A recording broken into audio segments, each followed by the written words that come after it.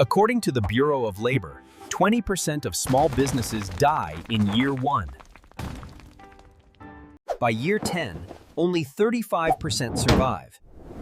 But survivors often suffer a fate worse than failure. They become prisons. Let me tell you about Ben. Ben runs a digital marketing agency. He started it because he was a wizard at Facebook ads. He loved the work. Everyone told him to scale and build an empire. So he hired writers and designers. On the outside, Ben looks like a success. Nice car, cool office, revenue going up. But the reality? Ben is drowning. He approves every caption and fixes every broken link. If a client is angry, they do not call the account manager. They call Ben. He traded a 40-hour job for an 80-hour job where the boss is a lunatic. Michael Gerber calls this the technician's trap. Ben thinks he is an entrepreneur. He is simply a technician who had a seizure and accidentally started a company.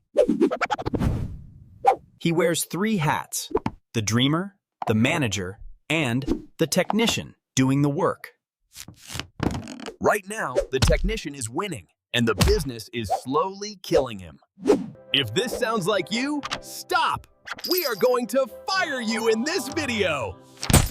Before we touch a single piece of software, we really need to fix the math in your head. If Ben tried to sell now, a buyer would say, "If you leave, the revenue leaves."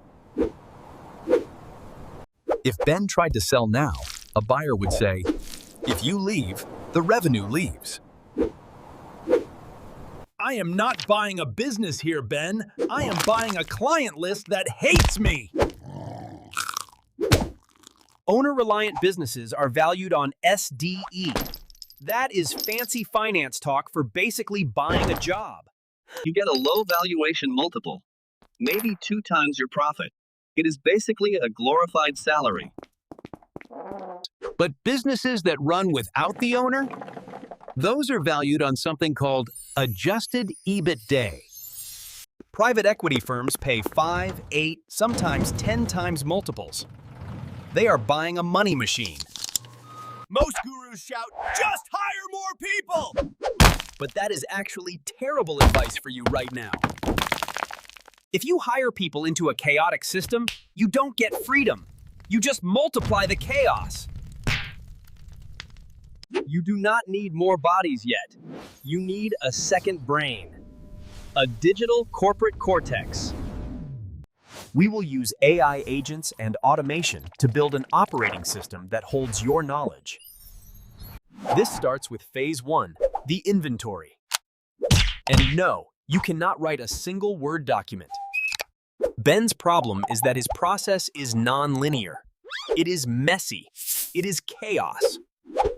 A simple video will not capture the nuance of why he makes decisions. So, step 1 is the mind map. Before you document how, you map what. Sit down and map the ecosystem. Visualizing the workflow reveals the bottlenecks immediately. Now, here is the hybrid AI secret. Do not waste time typing SOPs manually. We are going to automate the documentation using a tool like N8N or Zapier. Here is the workflow. Step 1, the raw input. You just record a voice note. You just talk.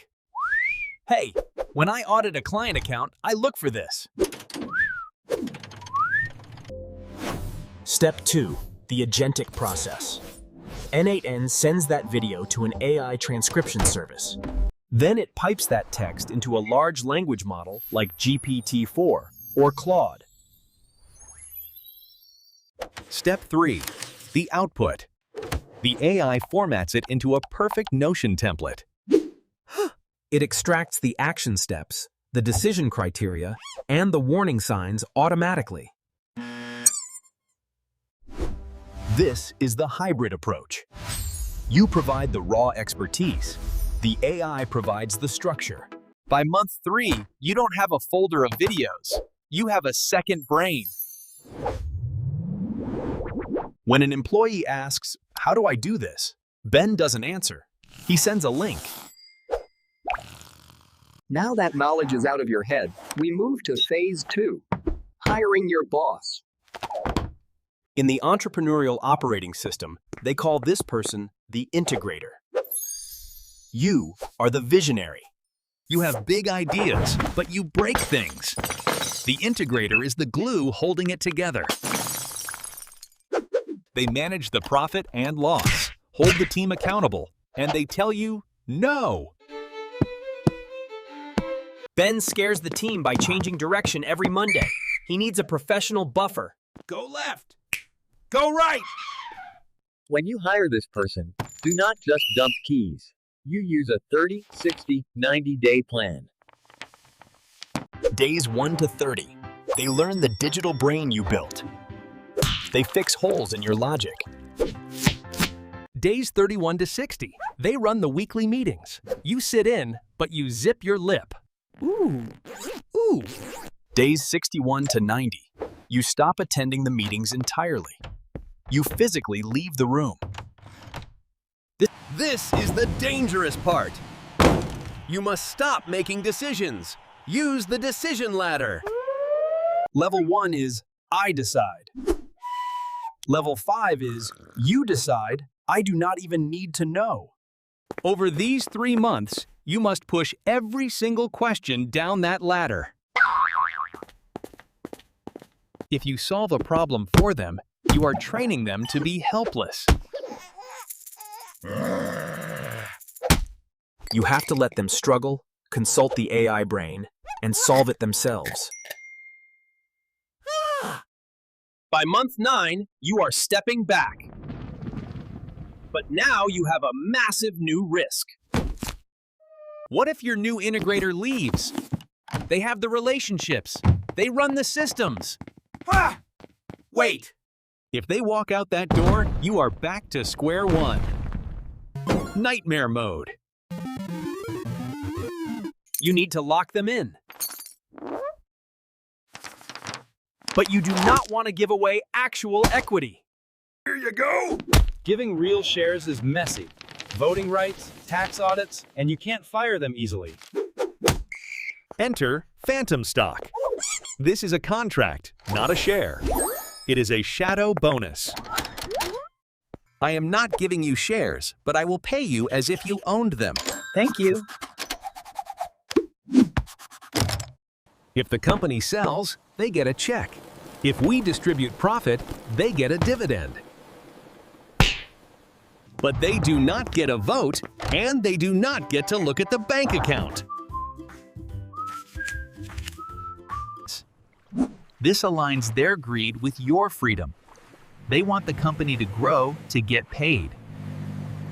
You are building intrapreneurs who treat the business like owners because you engineered them to. You are building intrapreneurs who treat the business like owners because you engineered them to. Month 12. Systems are live. The integrator is running the meetings without you. You no longer have a job. You have an asset. You have freedom. Keep the cash flow or sell it for that massive 10x multiple. Stop being the hero. Heroes die. Be the architect. Architects build things that last. Subscribe if you want to build a machine.